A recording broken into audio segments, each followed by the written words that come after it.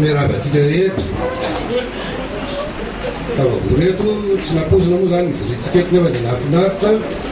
fa maro sika ka dia miarabatsika rehetra tonga eto ny atongavana eto dia tsotra sady mazava tonga amin'ny toerana tsy akozitsika ihany tsika dikan'izay a mifampiaraba dia faharoa manaraka an'izay a anao zay tokony ho atao a mba hiarahana mba hifandray tanana mba hiara-misala indrindraindrindra amin'ny fanatanterahana ty adidy ty tsy vitany raha jasoary Laurent Olivier Arefy ty fa izy fotsiny no mijoro eo fa itsika rehetrarehetra ny anao azy tsy dia mbola anao kabary lava koa satria tena mbola tsy mahay mihitsy vo hianatra mihitsy zao fa ny zavatra hoe eritreretina zany zay iarahana amitsika rehetra zany angavianantsika rehetra mihitsy zay ny fandraisan-tanana zay a dia amerina zany ny asin'ny asa fanaova-gazety zany tena ho averitsika tsy atao slogan ohatran'ny mpanao politika zany fa tena averitsika araka ny tokony ho izy miasa mpanao gazety ho amin'ny alalan'ny fametrahana rafitra na koa hoe lalàna ahafahana miaro sy mampisotra an'izany asana fanaova-gazety zany ary indrindrandrindra koa avy amin'ny alalan'ny firaisan-kina sy ny fifanankalozan-kevitra mandeha any amin'ny lalan'izany fanatsarana zany zay ny voalohany dia ny faharoa manana didy goavana be tsika efa hatramin'izay ka hatramin'izao dia tato ato zay zany raika goavana ihany koa nandritran'izay fotoan'izay manana lalaovanytsika amin'izay dia mba mampiseho ny fiarahamonina zany tsika sy mampiseho ny eto tandrazana sy ny any velona ary raha ilaina fa mahavita azy amin'izay zavatra zay koa fa hafa ny teo alohaloha teo zany zay somary ohatrany hoe paritaditaka nanao hoe ohatrany hoe tsy tsy nisy repera o zay filazany te frantsaisa fa zao zany tsika ametraka an'izany rehetrarehetra zany anatin'ny fotoana foizao zay rehetra zay ny omariko zay zany dia tsika zao mahita zao tsisy encadrement tsisy cadre juridique mazava mihitsy ny tena hoe afahantsika miasa fa misy lalàna ihany eo fa veritsika fa hoe efa lany daty matoa hoe ezahana ny anamboatra code de la communication vaovao zany tsika nefa nitsavaka iandro hoe miandry an'izay zay vao tena hoe misy lalàna fa efa sitsika sahady atsangatsika le hoe au niveau ministère le hoe commission d'éthique io commission d'éthique io tsisy olona avy any ivelan'ny miasa mihitsy no membre ao fa dia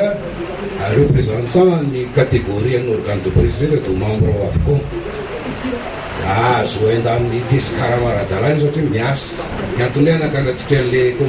commission d'éthique tsy misy ordre ny lalàna amin'ny feny asa fanao gazety efa lany daty dia voatery atsangatsika zany io commission d'éthique io ny karazany ohatran'ny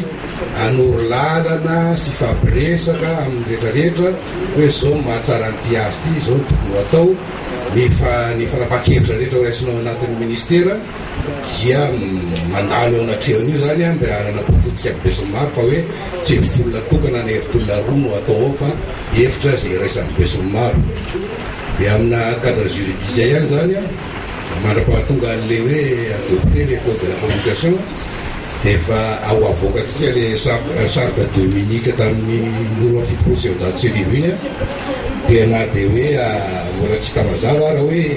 ny raha ny ataontsika hoe texte ny validéany iny mba ho ampiasaintsika eto Madagasikara dia avy hatrany dia zahantsika nijery lalana amin'izay aingana dia ino no rotoro lalana sy karazany balizy ho antsika tsirairay avy dia isy ihany koa zany ny formation fanaranaraka mihitsy reo formation reo misy formation en droit de formation en fanaovana asa gazety tia iraisantsika amin'ny mpay an'izany eto toerana FFE ohatra na soutena organisation internationaux reny PNUD ohatra ny antony anaovantsika an'izay zany dia mba halalantsika tsara ny zany hoe andrangitatsika tsara ny fahaiza-manao atsika mba tsy hafahan'olona maneboneby atsika tsony na hoe koa hoe ino filazana zany hoe lalao an'le fahaizatsika zany fa mba hoe manamaiza azy le mpanao gazety. Akoatra formation koa zany a dia misy daty vitsivitsy zay hovelomitsika indray satria efa mafimafy koa izy teo. Isan'izany 3 mai ho avy zao journée mondiale de la liberté de presse zay ataontsika manokana mihitsy amin'ity taona ity zany a fa izy commission manokana mihitsy karakara azy. Anisan'izany journée de la radio, anisan'izany koa no mety iraisana hoe journée de la ataontsika hoe tsy fantatro na journée na nuit de la presse nationale fa hitatsika eo ihany zany rehetrarehetra zany a dia entina namatisa molaly sy anatsarana bebe koa ny firaisan-kina sy ny fahaiza-manao. Zay ihany angambany aloha fa